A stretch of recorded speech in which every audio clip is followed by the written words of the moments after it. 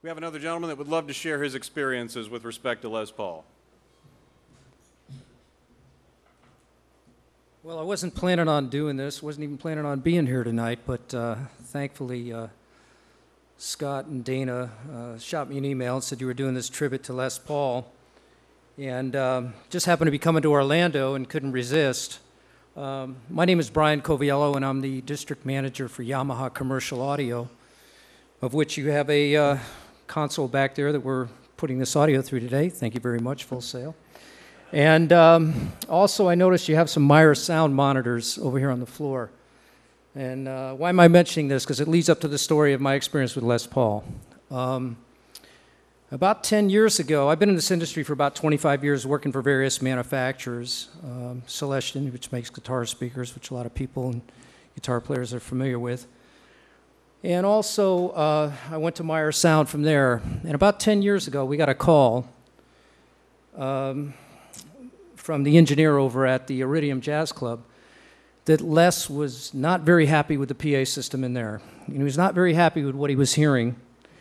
And they thought we could perhaps provide him with a system that would make him hear what he wanted to hear. So myself and John Manito, as one of our tech guys, we went in there. We checked the room out, and everything these guys have been talking about, Les Paul experiences, the size of the room and whatever, is true. Actually, the room was a postage stamp. I'm not even quite sure if it's any much bigger than this section right here, and then it has some wings that go off that way. It's a very odd-shaped room. It's a very difficult room, and there's not a lot of room in there for a big PA system. They almost don't need a PA system in there, but Les felt he needed to have something that was a little more natural in there. So we went in and we said, yeah, we think we can do the job. We put a couple of UPA 12s in there, hung them in. We also spent quite a bit of time simming the room, aiming, and some of you technoids who have had the Meyer training and know what sim is. It's a way to analyze a system and tweak it and fine-tune it. And they said, well, Les is coming in this afternoon. He wants to hear what you did. And Les came in. We were pretty proud. We thought we had it tweaked pretty well. Room was sounding pretty good, pretty natural. And he got up there and he said, well, let me see. And he grabbed his guitar and he started playing some notes. And he goes, did you hear that? We go, yeah, that sounds pretty good. He goes, no, did you hear that? Yeah. He said, no, you didn't hear that. Okay. He said, I'm talking about the harmonic. Did you hear that harmonic that I'm hearing up here? Well, I'm not quite really sure what you're hearing, Les, but it sounds pretty good. Sounds like a good guitar note. No, this is not right. We spent the next, I think it was 4 hours with him, going through every note that he wasn't hearing, that he wanted to hear, and every harmonic that he didn't hear until he heard it the way he wanted to hear it. And then he was happy. At least he told us he was happy. So he invited us to the show that night. And we're sitting in the back, and he gets on, he plays his introductory song. He played every Monday night at the Iridium. And he said to the audience, and he stopped, he says, well, we've got something new here tonight. We have a new PA system in here. And we have these technical gents sitting in the back that told me this is going to make me sound just like I want to sound, and you should hear me sounding. And he goes, I want you to listen and let me know if they've passed the test. So we felt about this big at that point. You know, we felt pretty good when he introduced us, but then we're like, okay, now we're in the spotlight.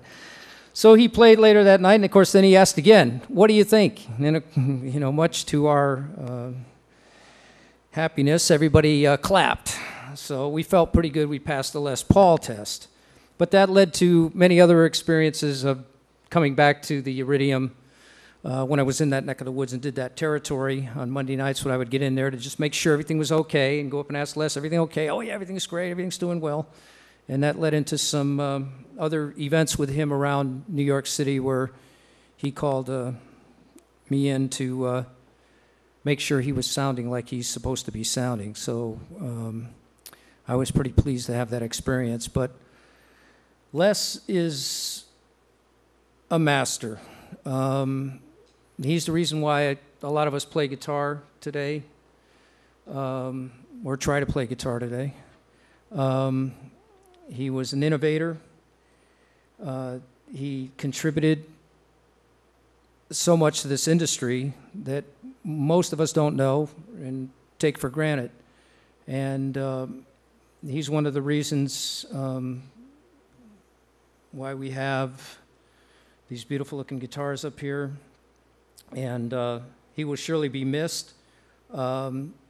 He played right up to his last days, and that was his life. And he gave back everything that he was given within his gift. And it was a pleasure to know him, work with him, and a true inspiration. And I'm very thankful that you had this event tonight, and that I got a chance to kind of share this with you. Thank you very much.